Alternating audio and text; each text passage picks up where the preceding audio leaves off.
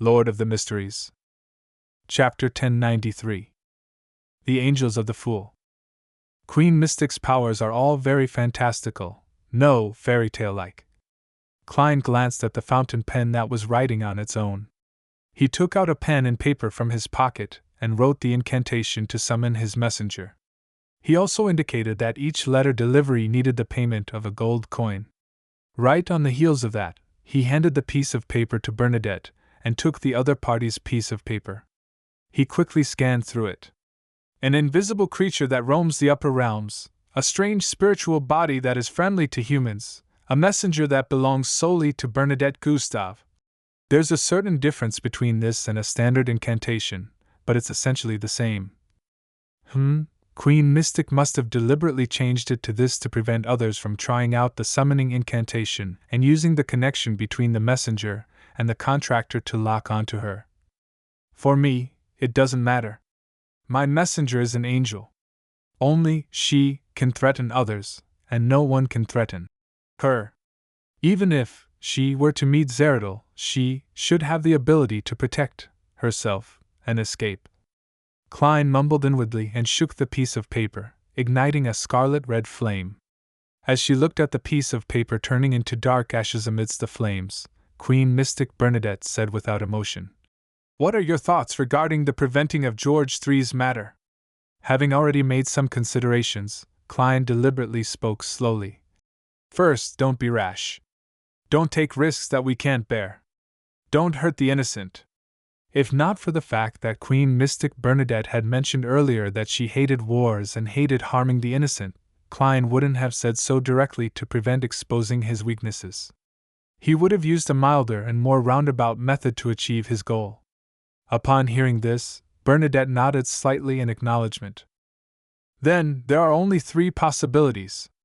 One is to destroy the ritual at the critical moment, and let George III's advancement fail. The second is to attempt an assassination in advance so that he won't be able to hold the ritual." Klein deliberately didn't give his third idea as he first analyzed the viability of the first two possibilities. Assassination has an extremely slim chance of success. George III, or should I say, the one who will become Black Emperor, should be a sequence one, so it's not someone we can deal with. Even if he has yet to advance to sequence one, he will definitely have acted ahead of time. Once he completes the preparations for the ritual and consumes the potion, he will be able to quickly digest it and build a foundation for the future. Of course, even if this situation has a very slim chance of happening, that person must be at least at the sequence 2 level. Furthermore, the Augustus family definitely has no lack of grade 0 sealed artifacts. Together with the protection bestowed to him, it's impossible for us to succeed. Here, he changed the way he addressed George III from him to him. After calmly listening to everything, Bernadette seemed to do an assessment. As long as we can create a good opportunity, a sequence 2 can also be assassinated, but at least one of us will die, or perhaps both of us. What she meant was that the grade 0 sealed artifact she wielded was sufficiently powerful, magical, and terrifying. However, if she wanted to fully utilize it, the price paid would be very high. In that case, there really is a chance. That's because I lied just now. If I really had to give it my all, I could still find Will Septon, Pallas Zoroast, and Miss Messenger to help me. I can let them use the yesterday once more charm to recover their normal states for a short period of time.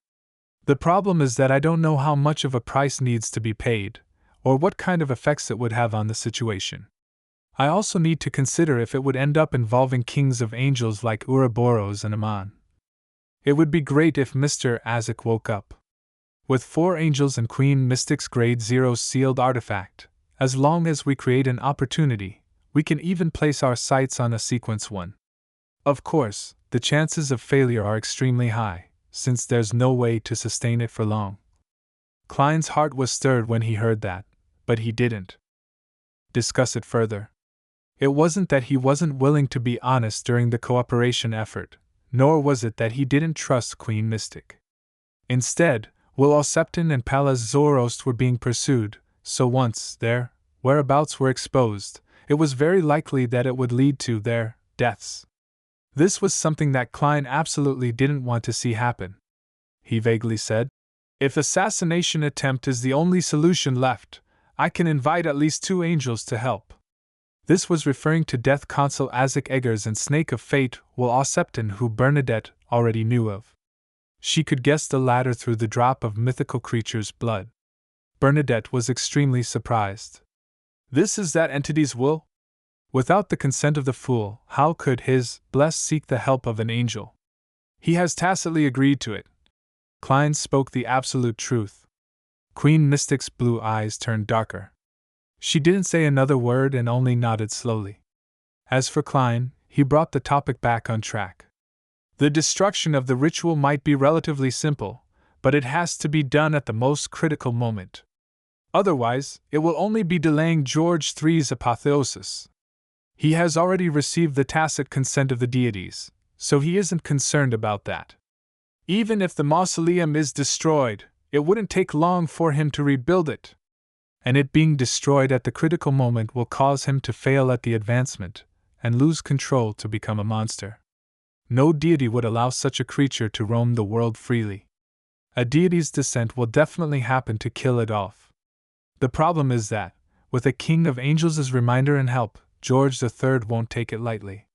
He will definitely arrange for the most secure protective measures. The difficulty might only be lower than directly killing him. This requires us to gather intelligence as soon as possible and find an incisive angle to be used. And be it the first line of thought or the second line of thought, it's best that you advance to sequence 2 in advance and become a sage." Bernadette nodded slightly to show that she understood.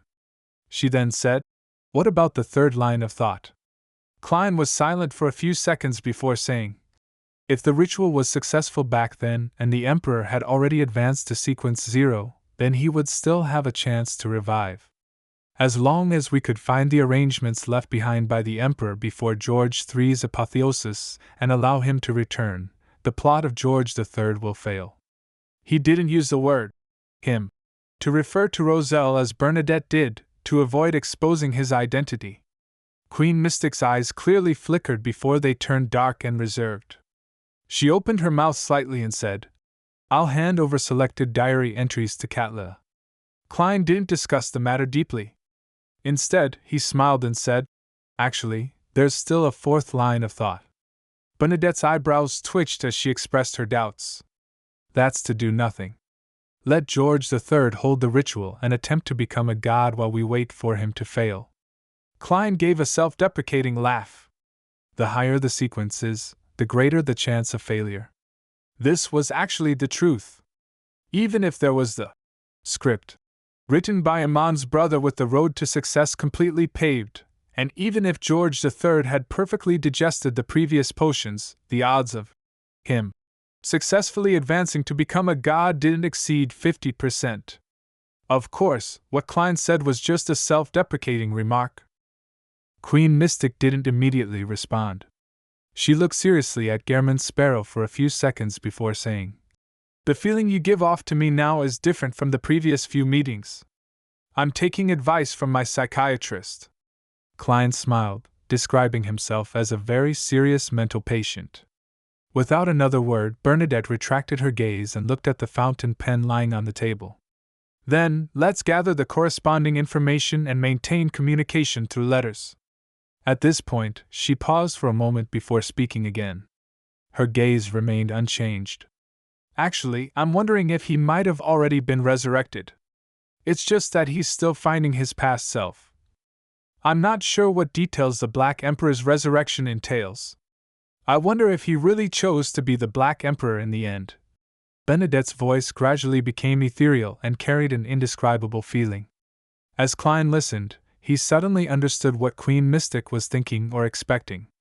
She suspected that the fool was the resurrected Roselle, suspecting that the Emperor had fooled everyone in the past. In fact, he had never thought of switching to the Black Emperor pathway.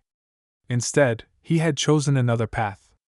As such, he needed to find himself by seeking out his past diary pages and cards of blasphemy. "Unfortunately, I'm just Uncle Joe from next door."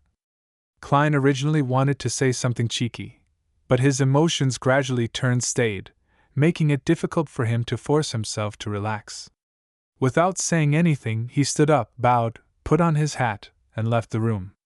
After closing the door to the Golden Theatre room and taking 2 steps forward, he suddenly heard a tranquil and melodious tune.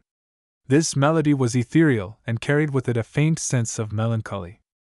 After pausing for a few seconds, Klein turned towards the hall and left with flaming jump. City of Silver, a team gathered at the city gate and was about to set off. This was the team that was headed for Afternoon Town to prepare the exploration of the Giant King's court. Derek Berg was standing in the middle and was the second shortest person.